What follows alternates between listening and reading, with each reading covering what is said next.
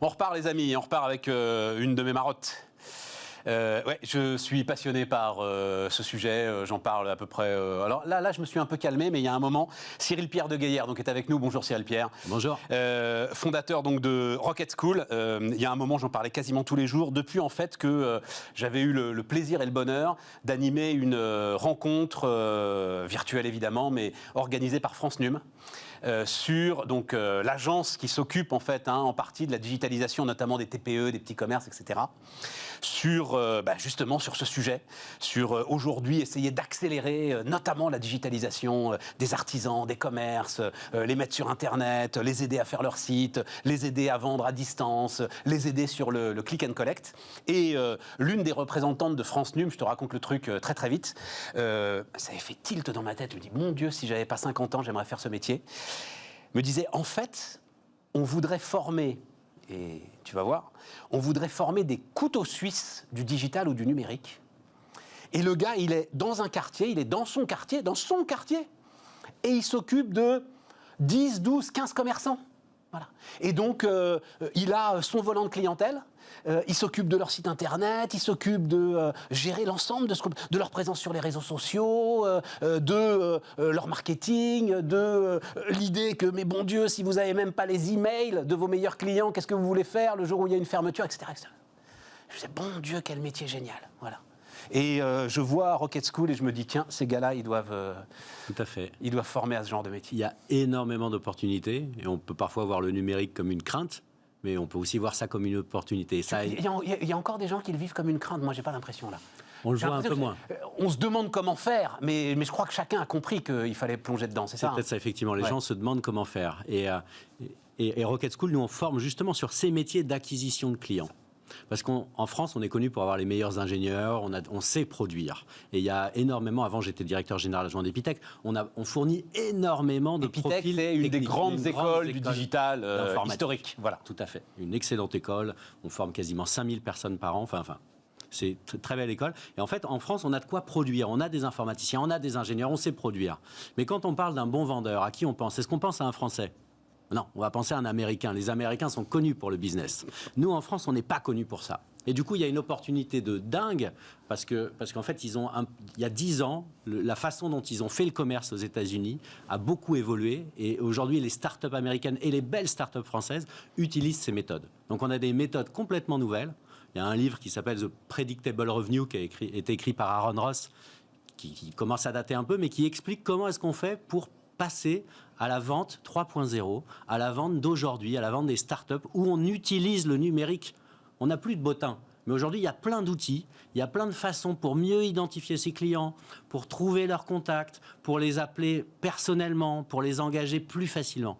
Et tous ces métiers, aujourd'hui, sont en tension énorme. Déjà, les commerciaux, c'était en tension. Ouais. Aujourd'hui, avant de venir, j'ai regardé sur Pôle emploi 50 000 offres. À fond. 50 000 offres de postes et l'ensemble des professionnels de la vente disent qu'il en manque 200 000. Et de l'autre côté, on a quasiment 3 millions de chômeurs.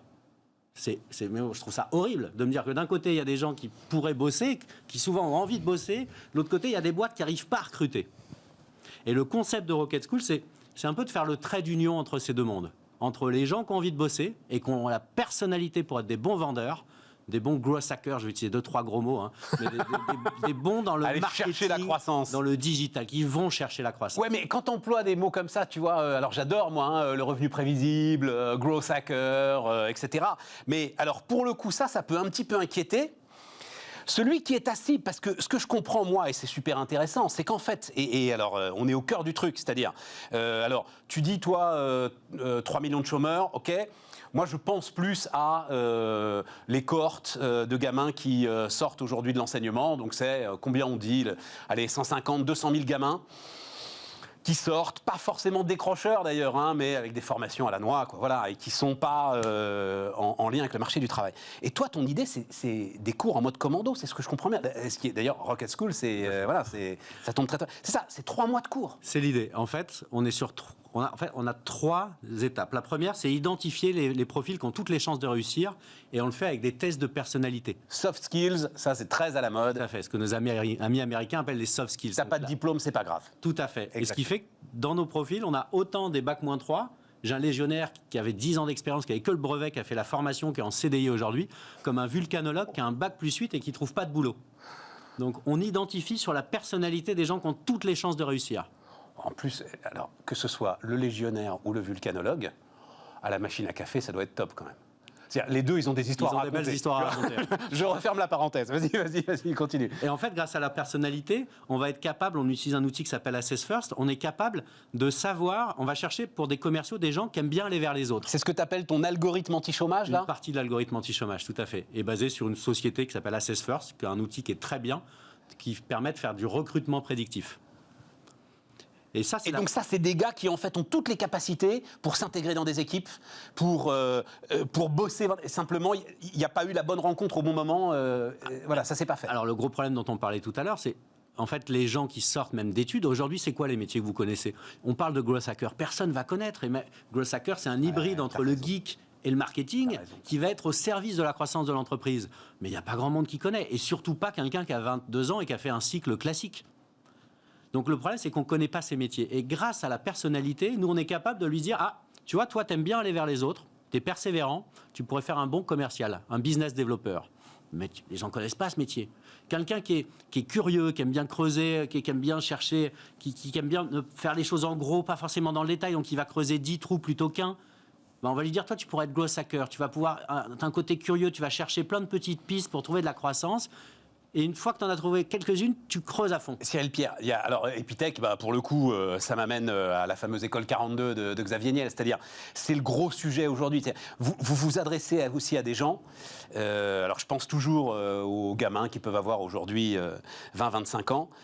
En fait, en plus, ils sont, pour beaucoup d'entre eux, dégoûtés des études. Il y a une sorte de culture de l'échec qui s'est installée en eux. On leur a dit qu'ils étaient bons à rien, globalement, ou on leur a fait comprendre qu'ils étaient bons à rien. Donc, il faut lutter contre tout ça, quand même. C'est vrai. Et c'est pour ça, on est sur une approche où, typiquement, on a des locaux, les locaux de Rocket School, dans chaque ville où on est dans des incubateurs. On est entouré de start-up.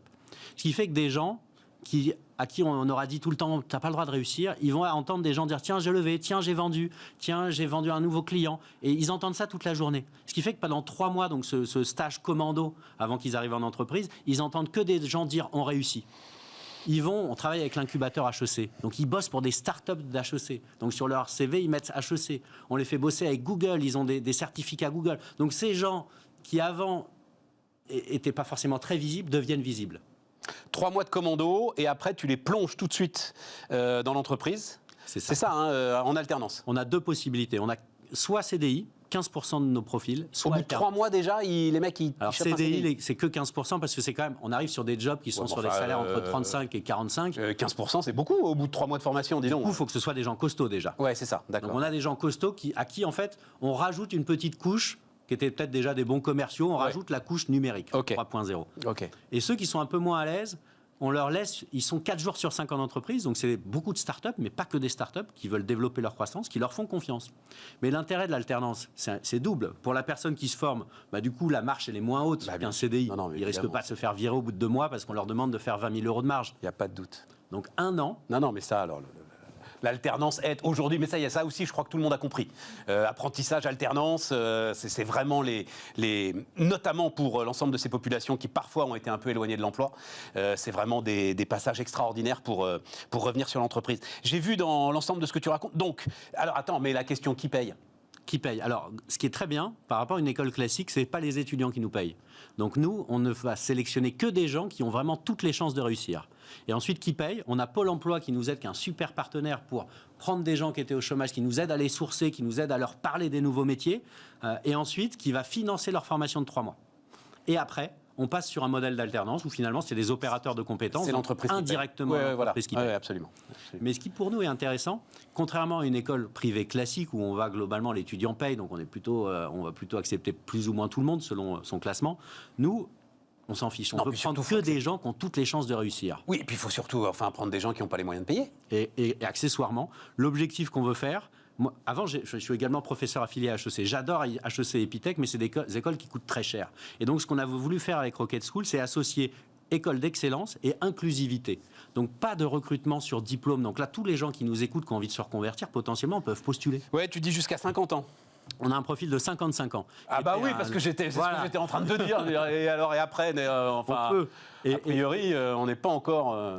Et clairement, ce profil, Joseph, qui est à Lyon, il galérait à trouver du boulot parce que c'était un commercial, mais un peu vieille école. Et on lui a fait 3 mois de formation. Là, il est directeur d'agence. Cyril, vous êtes très nombreux sur ce créneau. Alors, il y a ceux qu'on connaît depuis très longtemps, notamment Simplon, alors lui qui est encore plus dans l'inclusion d'ailleurs. Mais vous êtes très nombreux sur ce créneau.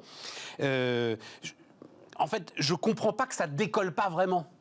Depuis le temps, ça fait 2-3 ans que je vois énormément d'entrepreneurs comme toi qui démarrent à peu près sur le même schéma. Et il est génial, ce schéma. Oui, alors, parce que j'ai vu que tu faisais la moue quand je te disais ça décolle pas vraiment. Oui, ça décolle. Ça décolle. En 2 ans, on a formé 700 personnes.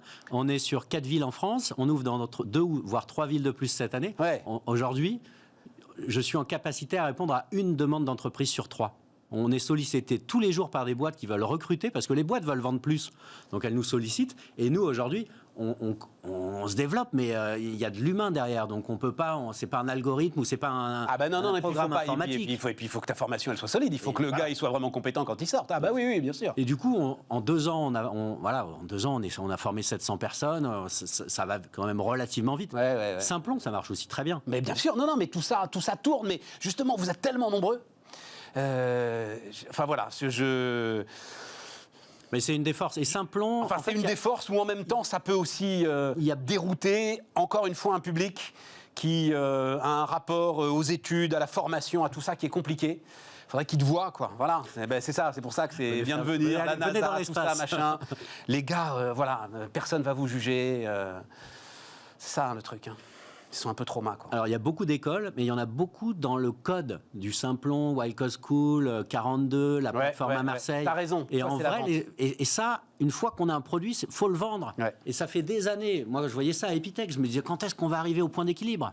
Et là, il y a des écoles partout pour former des codeurs. Et donc, du coup, aujourd'hui, une entreprise qui veut créer un produit peut le faire. En plus, il y a le no-code qui arrive, donc il y a plein de solutions.